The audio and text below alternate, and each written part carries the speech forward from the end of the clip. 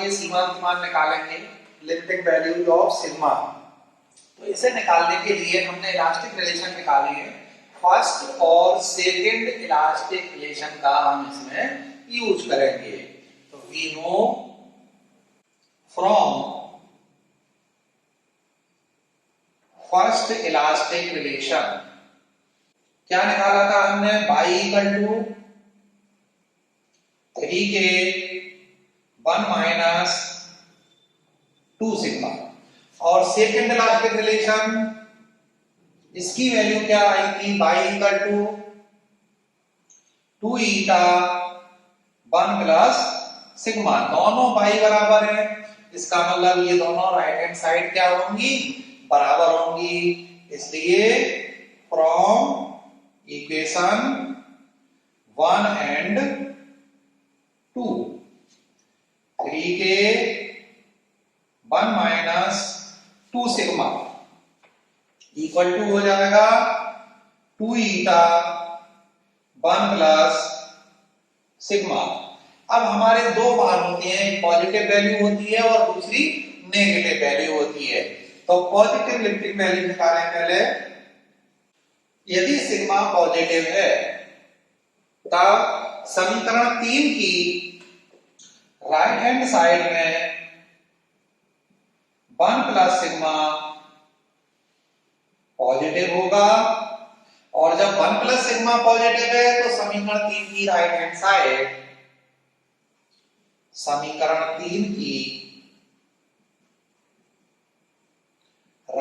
Side positive होगी। Side positive है तो लेफ्ट हैंड साइड भी पॉजिटिव होनी चाहिए। अतः लेफ्ट हैंड साइड भी पॉजिटिव होनी चाहिए, जो तभी संभव है जब क्या चीज पॉजिटिव हो, ये वाली ब्रैकेट 1 माइनस 2 सिग्मा पॉजिटिव हो। और पॉजिटिव का मतलब होता है वो संख्याएं जिनका मान 0 से ज्यादा है, that is 1 minus 2 sigma greater than 0। 2 sigma इधर आ जाएगा, 1/2 इधर आ जाएगा, दैट इज सिग्मा की वैल्यू क्या होनी चाहिए, लेस देन 1/2। इसका मतलब सिग्मा का मान 1/2 से कम होता है।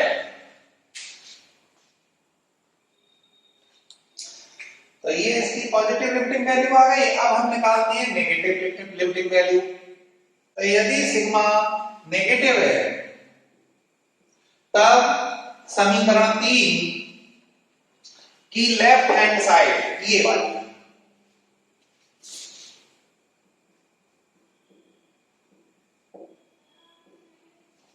1 माइनस 2 सिग्मा बराबर 1 माइनस 2, और सिग्मा की जगह हम क्या लगाते हैं, माइनस सिग्मा। तो ये हो जाएगा 1 प्लस 2 सिग्मा। कैसी राशि हो गई ये, पॉजिटिव होगा। इसलिए समीकरण 3 की लेफ्ट हैंड साइड पॉजिटिव होगी, और जब इसकी लेफ्ट हैंड साइड पॉजिटिव है तो राइट हैंड साइड भी पॉजिटिव होनी चाहिए। अतः राइट हैंड साइड भी पॉजिटिव होनी चाहिए, जो कि तभी संभव है जब 1 प्लस सिग्मा पॉजिटिव हो, दैट इज 1 प्लस सिग्मा की वैल्यू ग्रेटर देन 0 होनी चाहिए। या हम कह सकते हैं सिग्मा इज लेस देन -1, बल्कि sigma is greater than, sigma is greater than -1। तो यहां से सिग्मा की 1/2, यहां से सिग्मा की -1। अतः सिग्मा की लिमिटिंग वैल्यू -1 तथा प्लस 1/2 के बीच होती है।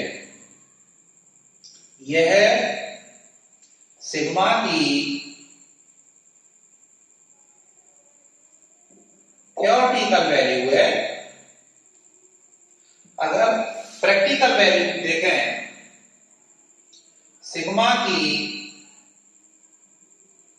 प्रैक्टिकल वैल्यू 0 से प्लस 1/2 होती है। अब हम लेते हैं टॉर्सन ऑफ सिलेंडर, बेलन का ऐंठन। तो हमने मान लिया कि एक एल लंबाई का बेलन है, इसकी लंबाई एल है सिलेंडर की, और इस सिलेंडर की रेडियस आर है। इसमें ये सिलेंडर जो है बहुत सारी लेयर से मिलकर के बना है। हमने मान लिया ये जो डैश डैश वाली लाइन है ये इसकी एक्सिस है, एक्सिस से एक्स डिस्टेंस पर कोई dx मोटाई की, dx थिकनेस की एक लेयर है। अब हमने सिलेंडर का जो ऊपर वाला सिरा है, अपर एंड है, इसे हमने किसी पेच से कस करके फिक्स कर दिया है, और इसके नीचे वाले सिरे पर F टेंजेंशियल फोर्स लगा करके इसे हमने इस तरीके से ऐंठा है, ट्विस्ट किया है। तो हमने मान लिया कि x रेडियस वाली जो लेयर है इसमें अपरूपण कोण एंगल ऑफ शियर ये फाई आ रहा है, और यहाँ पर ये एंगल ऑफ ट्विस्ट है ये थीटा आ रहा है। देखो इसे हम इस तरीके से समझ सकते हैं, जैसे ये हमारे पास कोई सिलेंडर है और इस सिलेंडर का हमने ऊपर वाला एंड जो है ये वाला फिक्स कर दिया, और नीचे वाले पर हमने क्या लगाया, एक टेंजेंशियल फोर्स लगाया। तब ये टेंजेंशियल फोर्स लगाने पर क्या होगा, ये इस तरीके से खुल जाएगा। खुलने के बाद अगर हम इससे कंपेयर करें, देखो ये बिल्कुल कंपेयर कर रहे हैं हम इससे, तो ये जो है ऊपर वाला खुला हुआ सिरा है, तो ये हमारे पास क्या बन जाएगा, शियर एंगल, जो कि हमने यहाँ ये फाई से दिखाया हुआ है। और यहाँ पर इस तरीके से ये सेंटर से हम ये बनाएंगे, तो ये एंगल जो बीच का उंगलियों के बीच का एंगल आएगा ये थीटा आएगा, जिस पर हमने ए लिखा हुआ है और यहाँ पर ए डैश लिखा हुआ है। तो ए डैश इस तरीके से ये बन जाएगा। लंबाई हमारी एल है, ये हमारी रेडियस हो गई आर, ये हमारे पास इसकी लेंथ कितनी आई है और यहाँ पर लेंथ कितनी आएगी x। तो हम कोण बराबर चाप बटे त्रिज्या लगाएंगे, तो कोण फाई बराबर चाप कितना है ए डैश, और इसकी रेडियस कितनी है l।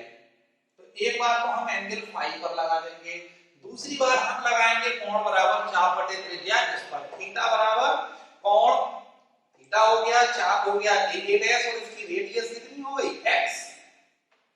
तो इन दोनों से हम एंगल ऑफ शियर यानी अपरूपण कोण और एंगल ऑफ ट्विस्ट यानी कि ऐंठन कोण में एक रिलेशन निकालेंगे। तो x त्रिज्या की परत में उत्पन्न अपरूपण कोण हमने फाई मान लिया है, तब कोण बराबर चाप बटे त्रिज्या से। लेकिन फाई है हमारे पास आर्क या चाप कितना है ए डैश, आर्क ए डैश या चाप ए डैश, और रेडियस इसकी कितनी है, यहाँ पर अगर फाई एंगल ले रहे हैं तो ये यहाँ से लेकर के यानी पूरी बेलन की रेडियस है, तो कितनी हो जाएगी एल। तो यहाँ से चाप ए डैश बराबर फाई है, इक्वेशन नंबर 1 डाल दी। अब हम लगाएंगे यहाँ पर कोण थीटा, चाप ए डैश और रेडियस एक्स। तो ये हमारे पास ऐंठन कोण है, ये हमारा कौन सा था, अपरूपण कोण, एंगल ऑफ शियर। ऐसे ही हम निकाल रहे हैं अब ऐंठन कोण, इसे कहते हैं एंगल ऑफ ट्विस्ट, इसे थीटा से रिप्रेजेंट किया है। तो थीटा बराबर हमारे पास चाप है ए डैश, इसे कहते हैं आर्क, चाप ए डैश, रेडियस है एक्स, इसलिए हमारे पास चाप ए डैश बराबर theta into x, equation number 2। दोनों आर के ए डैश आ गए, चाप ए डैश आ गए, इसका मतलब राइट हैंड साइड बराबर होंगी। तो फ्रॉम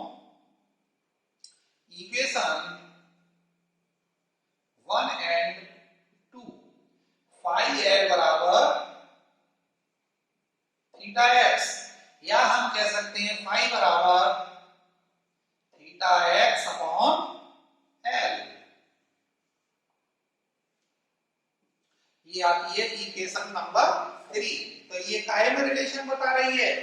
फाई क्या है यहां पर? अपरूपण कोण,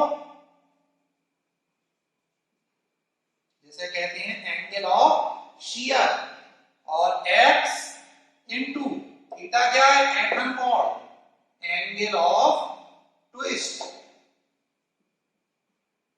अपॉन एल। तो ये अपरूपण कोण और ऐंठन कोण में एक रिलेशन आ जाता है। अब अगर हम यहां से देखें, यहां पर इसकी रेडियस क्या है? x पर 0, x रेडियस, ज्यादा से ज्यादा कितनी रेडियस का सिलेंडर मिल सकता है? r रेडियस का। तो x की मैक्सिमम वैल्यू कितनी होगी? r हो जाएगी।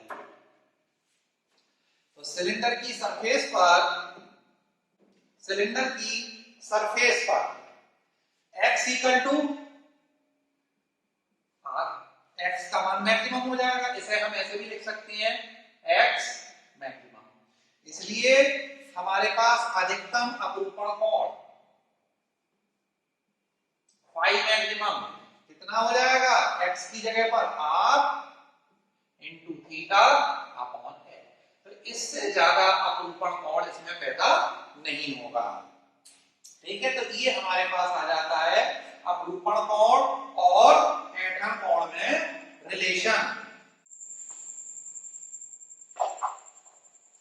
अब हम निकालेंगे बेलनाकार छड़ पर ऐंठनकारी बलयुग्म, twisting couple on a cylindrical rod. देखिए ये हमने ये सिलिंड्रिकल रॉड ले रखी है या सिलेंडर ले रखा है।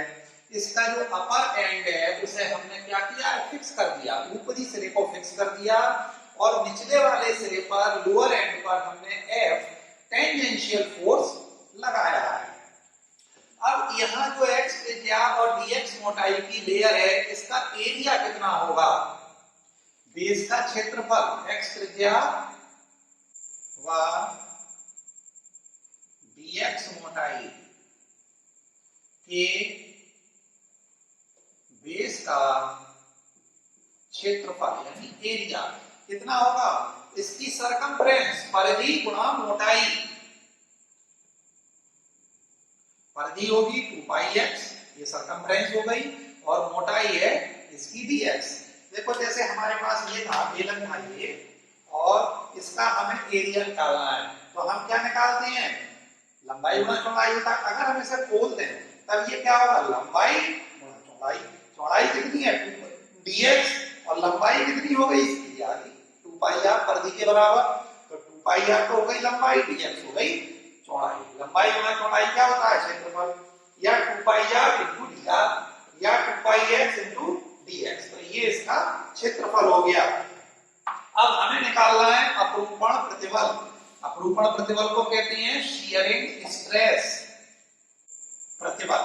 क्या होता है? आंतरिक प्रतिरोधी स्पर्शीय बल, इसे कहते हैं internal resistive tangential force upon area या क्षेत्रफल।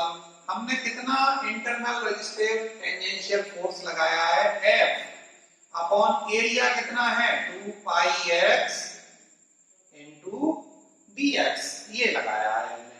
और समीकरण 3 हमने जो पीछे निकाली थी, फाई की वैल्यू निकाली थी, उसमें x थीटा अपॉन l। समीकरण 3 से ये कहलाएगी अपरूपण विकृति। इसे हम फाई से लिखते हैं, तो फाई बराबर x थीटा अपॉन l। अब हमें ये मालूम पड़ गया कि अपरूपण प्रतिबल क्या है, अपरूपण विकृति क्या है, इसलिए हम क्या निकाल सकते हैं? दृढ़ता गुणांक, मॉडुलस ऑफ रिजिडिटी। दृढ़ता गुणांक ईटा क्या होता है? अपरूपण प्रतिबल यानी शियर स्ट्रेस, अपरूपण प्रतिबल अपॉन शियर स्ट्रेन, इसे हम कहते हैं अपरूपण विकृति। अपरूपण प्रतिबल का मान F upon 2 pi x dx और अपरूपण विकृति का मान x थीटा अपॉन l। तो ये हो गया F upon 2 pi x dx into l upon x theta eta equal to. तो ये ईटा की वैल्यू आ गई। अब हमें निकालनी है f की वैल्यू। तो f इक्वल टू कितना हो जाएगा 2 pi eta theta x square dx upon l। इसलिए फोर्स F equal to 2 pi eta theta 2 pi eta theta upon l x square into dx। Equation number ये बनेगी हमारी 4।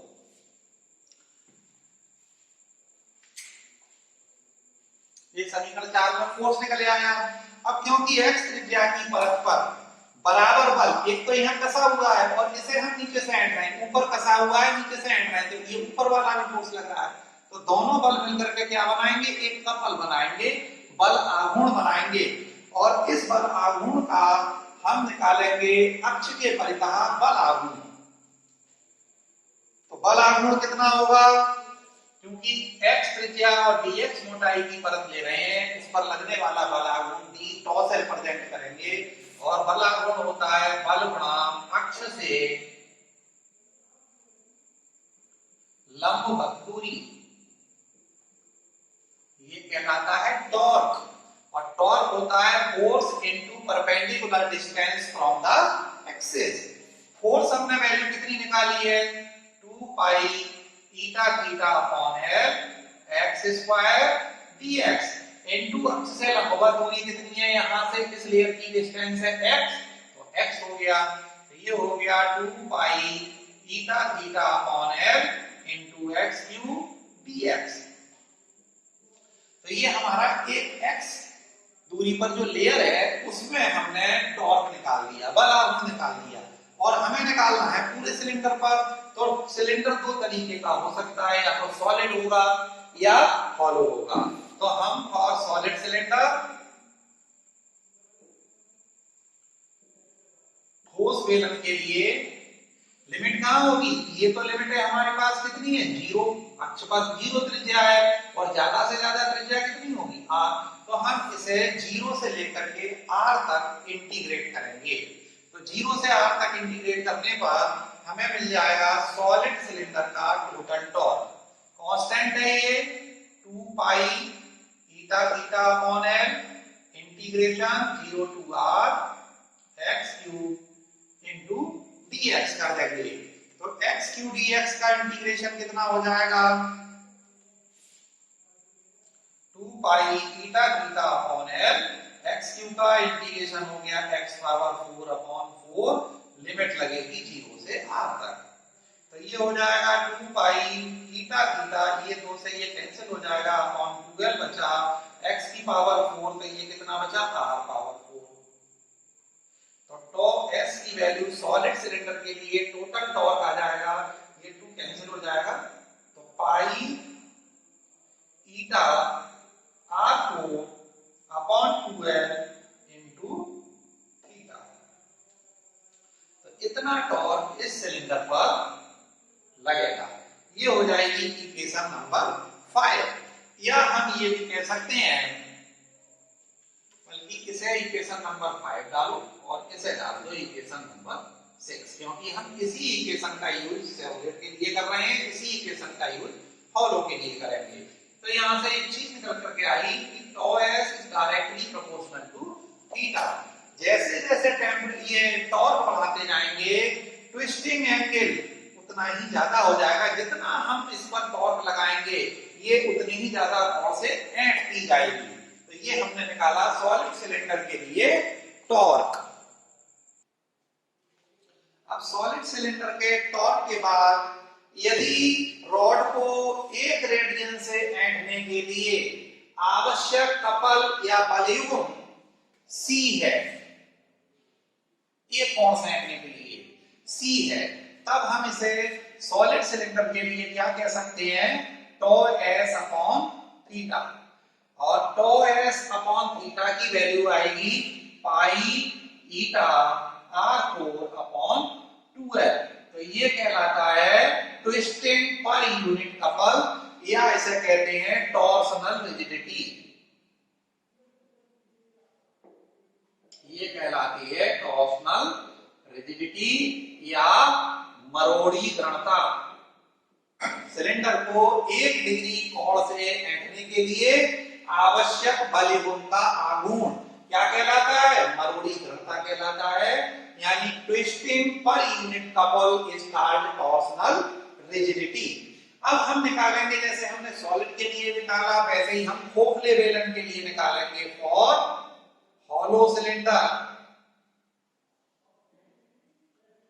तो हॉलो सिलेंडर हमने मान लिया कि इसकी बाहरी त्रिज्या R2 और आंतरिक त्रिज्या R1 है।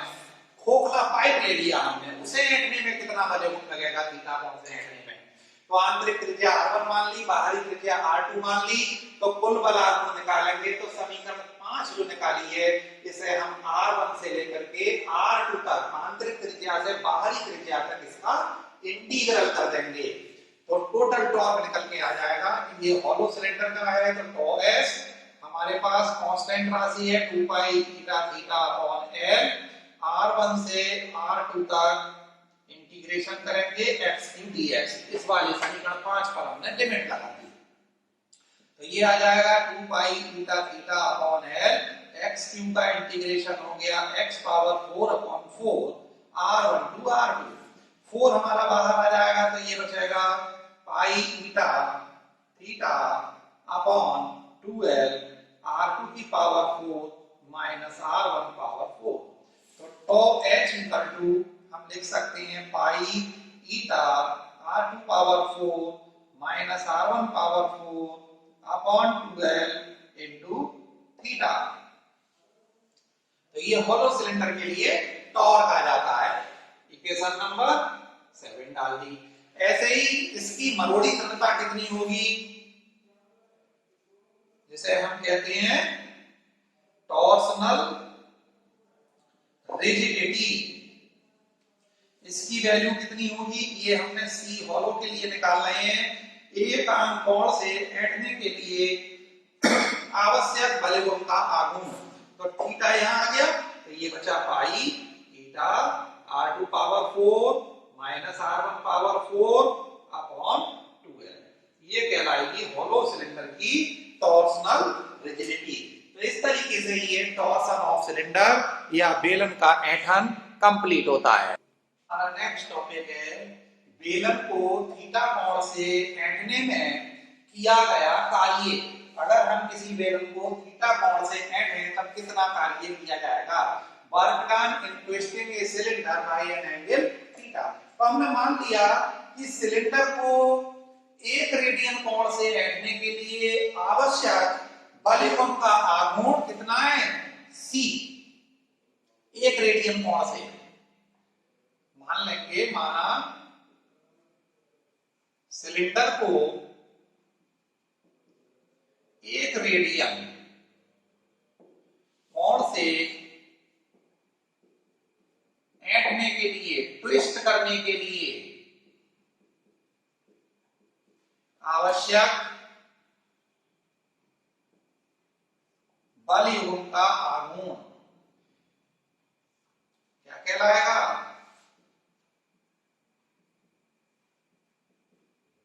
Twisting couple. To twist a rod या cylinder by an angle 1 radian, ये क्या कहलाती है, टॉर्सनल रिजिडिटी C है। तब इसे थीटा कोण से ऐंठने के लिए आवश्यक बल आघूर्ण कितना हो जाएगा, बराबर C इंटू थीटा।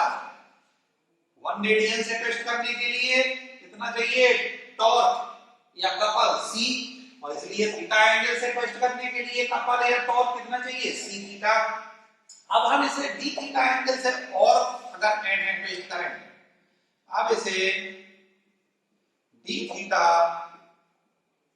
कोण से और एंडने में या d थीटा कोण से घुमाने में या एंडने में